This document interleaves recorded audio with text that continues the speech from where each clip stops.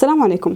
مع مرور السنين ودخول التكنولوجيا إلى أغلب تفاصيل حياتنا بشكل متسارع واستخدامنا المتزايد كبارا وصغارا لشبكات التواصل الاجتماعي أو ألعاب الفيديو المتنوعة، أصبحنا نلاحظ أن التخلص من هذا الإدمان بات صعبا للغاية لدرجة شعورنا بالنقص والضياع في حال إبعاد أجهزتنا عنا. هذا أمر ملاحظ في العموم، لكنني اليوم سأركز في حديثي هذا على تأثير هذا الإدمان على الأطفال والمراهقين فقط، والتعرف على آثار معايشتهم لهذه الأجهزة سواء على المستوى النفسي أو على حياتهم بشكل عام. بداية من المهم الإشارة إلى أن استخدام الأطفال للتكنولوجيا يكثر يوما بعد يوم، وهذا يعني أن نسبة الأطفال الذين يتعرضون لمساوئ الشبكات الاجتماعية من تنمر وعنف وشذوذ وانفلات لا أخلاقيا يزداد بشكل متصاعد، وبالتالي يزداد عدد الأطفال الذين ينشأون مع عقد نفسية وانحرافات سلوكية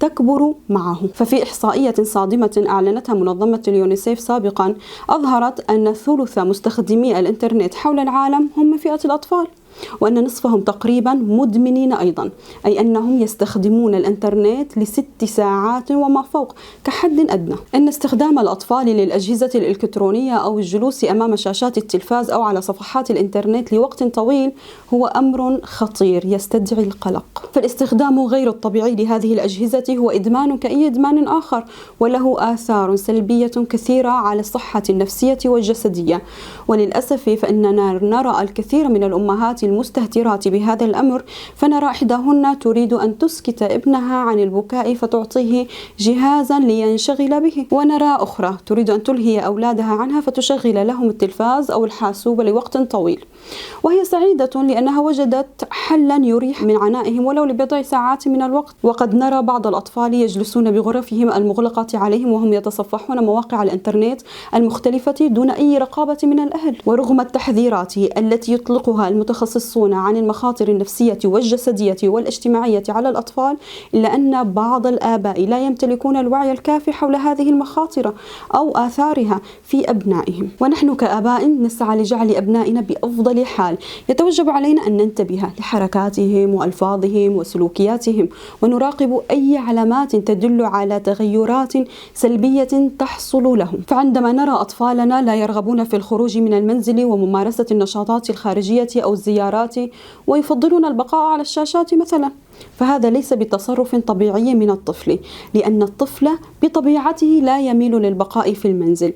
أو لو لاحظنا أنهم يمسكون الأجهزة في أوقات صلاتهم أو دروسهم أو طعامهم وينزعجون بإفراط إن حاولنا أخذها منهم، فعلينا أن نعلم أن هذا مؤشر خطير يستدعي منا التعامل والعلاج. سنحاول معا سرد بعض الآثار السلبية لهذه الظاهرة، ثم سنسلط الضوء على بعض الحلول التي يمكنها أن تفيدنا في مساعدة أطفالنا للتخفيف من تعلقهم الزائد بهذه الأجهزة واستبدالها بأنشطة صحية واجتماعية. تنقسم آثار هذه الظاهرة إلى آثار جسدية أبرزها السمنة والخمول البدني والفكري، ومشاكل في التركيز وانفعالات عصبية غير مبررة، وآلام في الرقبة والعمود الفقري بسبب الانحناء والجلوس لأوقات طويلة، كما أن العينين لهما النصيب الأكبر من الضرر، بالإضافة إلى أعضاء عديدة أخرى معرضة للأذى نتيجة هذا الإدمان.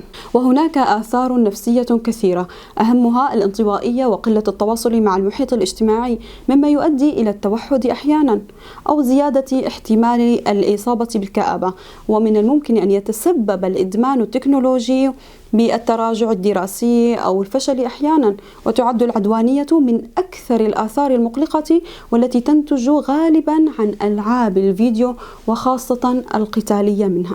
فهي لا تكتفي بعرض مشاهد عنيفة على الطفل، بل تجعله متفاعلا معها، بحيث يكون هو من يقاتل ويؤذي ويستعرض قوته، وبالتالي يصبح الأمر في داخله مألوفا أو مقبولا نوعا ما. ويختلف هذا التقبل من طفل لآخر بحسب طبيعته والبيئة المحيطة من حوله، وكثيرا ما نجد من الأمهات من تشتكي من عصبية ابنها وتمرده أو قسوته أو ضربه المتكرر لإخوته وأقرانه، ولا تدري أنها تركت هذه البذرة تنمو في داخله وهي تظن أنه يلعب مجرد لعبة. أذكر هنا قصة مرت معي أثناء تصفحي لإحدى مواقع التواصل الاجتماعي. كانت من أم تروي حادثة حصلت لها مع ابنتها الصغيرة التي أصرت على أهلها كثيرا يجلبوا لها قطة، وبعد معاناة وأخذ ورد أتوا لها بالقطة كما ترغب. ثم مضى أسبوعان وإذ بالفتاة تقول لأهلها أنها لم تعد تريد هذه القطة، فرفض أهلها أن يخرجوا القطة وأخبروا ابنتهم أن ذلك لا يصلح لأنها أصبحت مسؤوليتهم واعتادت عليهم، وانتهى الكلام على ذلك. ومضى يومان وافتقد الأهل بهما القطة، فخرجوا يبحثون عنها ويسألون جيرانهم إن كانوا قد رأوها، وفي نهاية المطاف وجدوها مدفونة قرب البيت بطريقة مستعجلة، وما أن رأوها حتى أجهشت الصغيرة ببكاء هستيري، واعتقد أهلها أنها كانت تبكي هكذا حزنا على القطة، فاقترب الأب منها يحضنها ويهون عليها، فما كان منها إلا أن قالت باستفهام: يعني ما رح تحرمني من الآيباد؟ واكتشف الأهل في النهاية أن ابنتهم هي من قامت بقتل القطة ودفنها هكذا تقليدا لمشهد رأته على الإنترنت. لقد روت الأم هذه القصة وهي تكاد تجن لأن ابنتها لم تشعر بالندم أو الحزن على ما اقترفته، بل كان كل همها وفكرها وخوفها من أن يحرمها أهلها من الآيباد عندما اكتشفوا فعلتها. فلنا أن نتخيل مدى تعلق البنت بهذا الجهاز وتأثيره عليها وعلى أفعالها، وكيف أصبح هم فقده أكبر في نفسها من أي شيء آخر. وللأسف فإن هذه القصة ليست الوحيدة، فقد سمعنا بعشرات القصص لأطفال ومراهقين آذوا أنفسهم بسبب الألعاب الإلكترونية أو بسبب مشاهد رأوها وقلدوها. وفي السنوات الأخيرة أصبح هناك أيضا العديد من الألعاب التي تؤثر بشكل كبير في العقائد والأخلاق، والأهل غافلون عن هذا تماما، ويتساءلون عن السبب الذي جعل أبنائهم يضيعون ويرفضون التمسك بدينهم ومبادئهم إلى هذا الحد. وكثيرا ما نسمع عن مراهقين انحرفوا انحرافات شاذة لا تقبلها الفطرة السوية، أو تخلوا عن دينهم وأصبحوا ملحدين مثلا، وقد يتبنون أفكارا غريبة خاطئة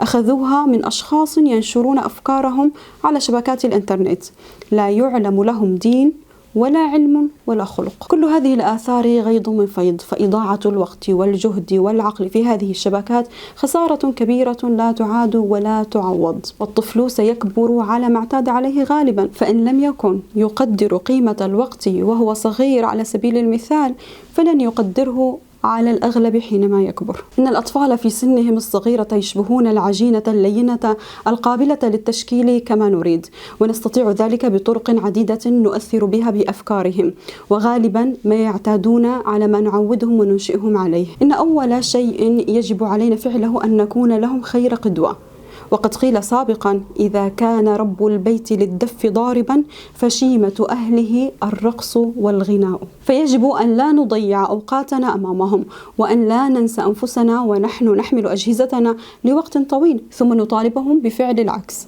بل علينا أن نزرع في داخلهم تقدير الوقت وأهمية استغلاله، وأن نذكرهم دوما بحديث رسول الله صلى الله عليه وسلم: اغتنم 5 قبل 5، شبابك قبل هرمك، وصحتك قبل سقامك، وغناك قبل فقرك، وفراغك قبل شغلك، وحياتك قبل موتك. كما يجب أن نسعى دائما لربطهم بأهداف معينة يحبونها ويحبون الوصول إليها، ونعينهم ليخصصوا لها وقتا وجهدا بشكل يومي. وأيضا من المهم تعويد الأبناء على القراءة والكتابة والرياضة وممارسة النشاطات الخارجية والألعاب التي يحبونها، والمساعدة في أعمال المنزل. ولا ننسى أن علينا مراقبة المحتوى الذي يشاهده أبناؤنا بشكل غير مباشر أحيانا، وبشكل مباشر أحيانا أخرى.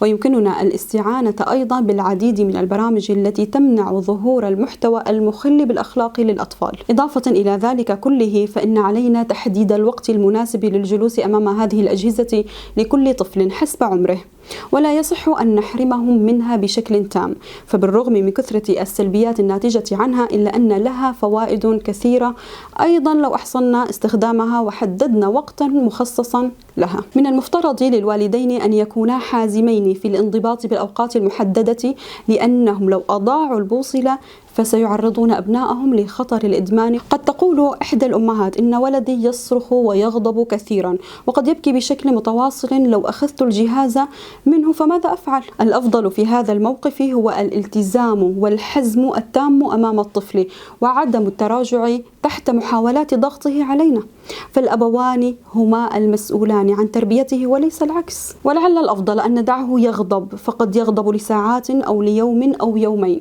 إلا أنه سيستسلم للأمر الواقع بعد ذلك. وبالرغم من أن الأمر متعب للأهل أيضا، لكنه أفضل بكثير من الرضوخ لضغوطاته وتركه يؤذي نفسه وحياته دون أن يدري. وحينما سيكبر هذا الطفل يوما ما فإنه سيعلم أن هذا المنع كان خيرا له ولمستقبله ونابعا عن محبة أبويه وخوفهم عليه. وثمة أمر هام جدا يجب علينا الانتباه إليه، وهو أن الطفل قد يدمن أحيانا على الإنترنت بسبب واقع مؤلم يعيشه فيهرب منه إلى العالم الافتراضي الذي ينسيه واقعه قليلا، فيحاول أن يبني له عالما افتراضيا يسعده أو يريحه من الألم كما يعتقد، وربما يتعرف فيه على أشخاص يقدرونه ويهتمون به لو كان فاقدا لهذا الاهتمام ممن هم حوله. ولذا فإنه من الأفضل أن نسعى دائما لتهيئة جو صحي مناسب قدر الإمكان في المنزل كي تكون العائلة ملجأ لا بديل له للطفل. وفي النهاية يجب أن لا ننسى أن توفيق الله هو أهم معين لنا في رحلة تربية أبنائنا، كما أن الاستعانة بالله والتوكل عليه والدعاء المستمر وبذل الجهد والصبر والمصابرة على الأبناء من أهم الأمور التي يجب علينا التحلي بها كي نكون على قدر هذه المسؤولية العظيمة وتقر أعيننا بأبناء صالحين بارين ناجحين، فما نزرعه اليوم فيهم سنحصده غدا منهم. إذا وجدتم الحلقة مفيدة فأذكركم بمشاركتها والمبادرة بإعجاب والتعليق برأيكم بالموافقة أو التصويب، فهذا يدفعني وكل من يساهم في هذه الحلقة لتقديم المزيد والأفضل. دمتم في رعاية الله.